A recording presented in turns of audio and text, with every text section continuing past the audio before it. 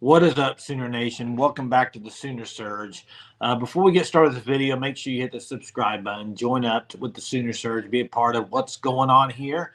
Also, go check out fanstop.com. When you're there, when you sign up for the Shirt of the Month Club, use code SURGE, you'll get 10% off your first 3 months. Great shirts, great prices, and you never have to leave your house. They come delivered to your house once a month. It's a great thing. Get signed up for that. And Jackson, going to talk a little bit of recruiting slash portal kind of updates as OU has landed two from the weekend, and we talked about this before the spring game weekend. And when we talked about will OU get some commits from these portal guys that are visiting, well, I would say 2 out of the 3 so far, that ain't bad. Branson Hickman's committed. Germaine L committed. Dominic Williams not committed, but I don't think they're going to stop. I mean, going after him, we'll see. He's going to take some other visits, but you never know on that. So right now with Branson Hickman, first let's start with him. Huge get for Oklahoma when you look at the center position and the depth.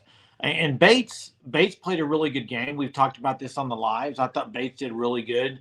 The only issue is he's so young, and they have no backup behind him. Really, they had Sosa. So this gives you a lot of depth and a guy that's played a ton of football at a school that played some pretty good competition. So you can go look at his PFF numbers. Outstanding as far as pass attempts that he pass blocking. I mean, and then his run blocking graded out almost like an 82. So just give us your thoughts on Branson Hickman, Jackson. Well, something about Hickman is actually, Jason, he didn't allow a sack all of last year and all of last blocks, which is super impressive.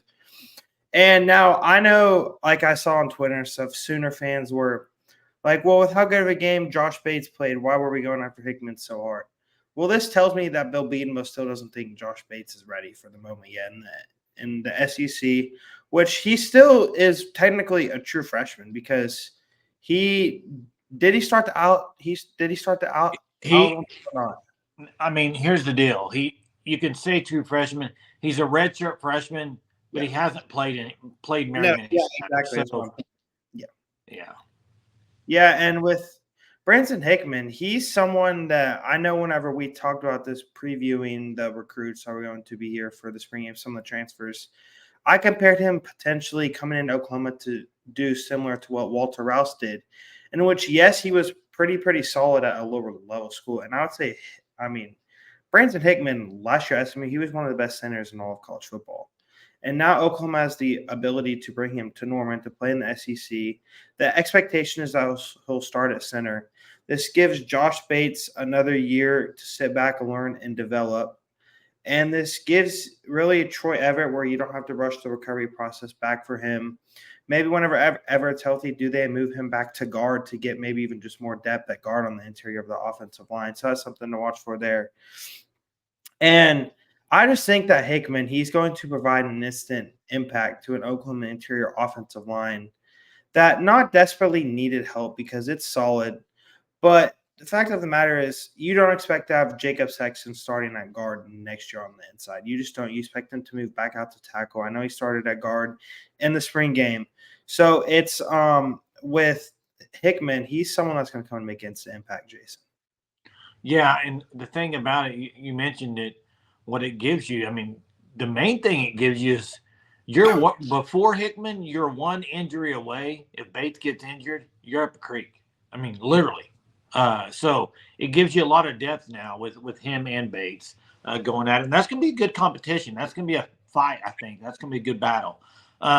And another guy committed today, Germaine L out of Louisville, defensive tackle. He's a big boy. And this is one of those guys that you really need in the middle. And he is a run plugger. He's I would say he's I don't know the word for this, but he likes to take on blocks and kind of hold up that offensive line for somebody else to do some work. I think he's a instant guy that's going to play and impact that defensive front with his size. Yeah, and I think whenever you watch Lowell play, The one thing that you notice about him is he takes up a ton of space in the middle. As you said, he's like, what is it? 6'2" he's like 310, 315. Yeah. So that's a pretty big human there in the middle. And if you can have points in the game where you have him and Dejon Terry and or Jaden Jackson there in the middle, I mean, you have three pretty big humans there that are going to take up a lot of space and eat up a lot of blocks and free up other guys. So Lowell, I don't expect necessarily Lowell to just come in and be a high sack guy, maybe not even a high TFL guy, but someone whose impact you're going to notice on the field. I don't necessarily maybe even think he's going to start, but yes, I think he's going to be in the rotation. I think he's going to play quite a bit of football for this Oklahoma team. And outside of Dejon Terry, this isn't an interior defensive line that's really inexperienced, Jason, in which you needed to add some experience because, yes, Grayson Halton, Jaden Jackson, and David Stone have all flashed, and we saw that in the spring game. But are they necessarily ready to take on the impact of the SEC and start from day one? I would put my money on no, although they're super talented. So adding a player like Lowell who's going to come in and help instantly is huge. And also the fact that they still have the opportunity to land Dominic Williams as well. Yeah, and it's another guy just like Hickman, experience. I mean, and he has fought a little bit of an injury, but he's played a lot of football, a lot of snaps. And like you said, whether or not he starts, I don't know. I don't know if it matters who starts as much as No. because I think the rotation is going to be pretty. They're going to rotate guys in a lot, and I could see him and Terry kind of interchangeable. You know what I mean? Yeah. So, Yeah. and I think he's gonna have a big impact on this defensive front. I really believe so this year. So that's another huge get for Oklahoma. And like you said, Dominic Williams, we'll see where that plays out. I do think Oklahoma will take another defensive tackle in the portal. I do. So we'll see if it's Dominic Williams, if it's somebody else, or if they will take one. I just think they will. And go ahead, Jackson. Oh, well, I was just going to say that really right now, the addition of Lowell, I think, helps with a lot of question marks you have on the interior of the defensive line. All of a sudden, you go from feeling I don't know if like scared is the right word, but maybe hesitant just due to the lack of experience that's there to like, okay, now you got Terry and Lowell, who are both seniors, who are both experienced guys that are going to come in and played a lot of football. And then you have Halton.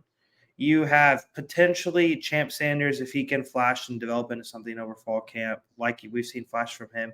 And you also have Davis Stone and Jaden Jackson. Yeah, Sears. Oh, yeah, and also Sears. That's the name I completely forgot about as well, right?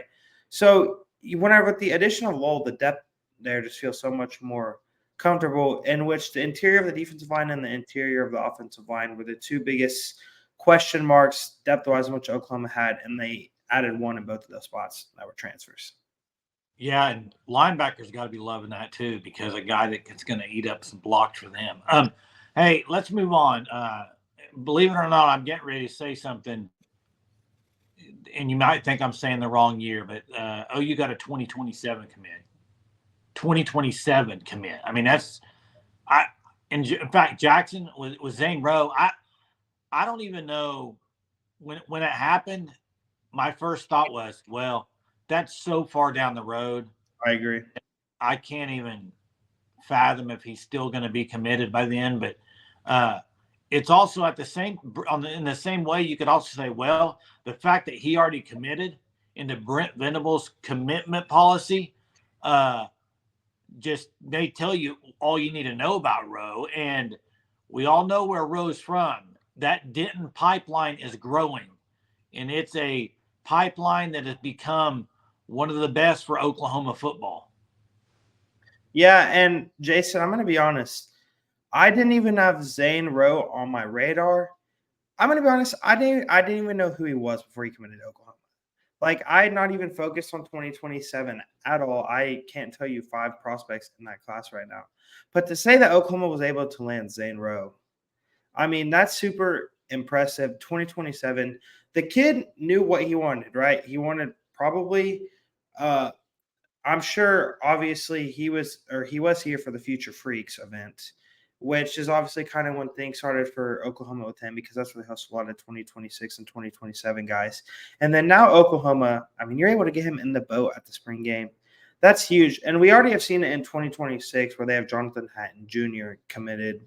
And in 2027, they have Zan Row committed. And Zan Row, a freak of an athlete at defensive end, probably going to be a 5-star in that class, if not a very, very high 4-star prospect. So he's someone that's down the line. I expect to see Oklahoma probably really, really try to use him to peer recruit for this 2027 class super early. And I think it'll be interesting to kind of see where Oklahoma goes from here in 2027, just due to the fact that they only have one commit as well in 2026. Yeah, yeah, and like you said, I expect Rowe by the time he's a senior. I think 5-star for sure with him. I mean, just like you said, I mean, he is going to be a future freak. I just think he's going to be that good.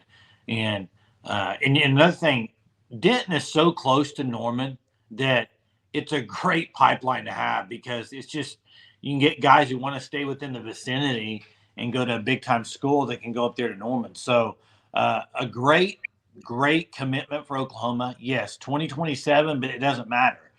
When you're that good of a player and you get a guy like that committed, and you don't have to go through all the other stuff. Now, we'll see what happens later on down the road, but for now, he's committed. So kudos to the staff for getting him. I mean, defensive line with Bates and Chavis, they've been working it, man, and they continue to work hard and provide really good pieces on that defensive line. Any other names, Jackson, before we close this video? Well, this is kind of just my gut feeling whenever I go for this name. This is someone that's been maybe linked to Oklahoma for a while. I don't necessarily know his timeline or anything, but I know he's up for a visit during spring game, and that's Marion Robinson, 2025 4-star safety out of Arkansas, also where Marcus Wimberly plays his high school ball in the state of Arkansas. So that's maybe a name I would watch over the next few weeks for Oklahoma fans. Just maybe see if Oklahoma can really push the gas there on him, maybe potentially get him committed in the class. But outside of that, I would say as OV season gets here in early June, late May, then obviously you go to the Champion Barbecue in the middle of June. I would expect from here now until July, we're going to see a lot of momentum on the recruiting trail for Oklahoma, more than they probably already even have right now, in which they have a lot. Yeah, good momentum for Oklahoma coming out of the spring weekend. We've talked about it.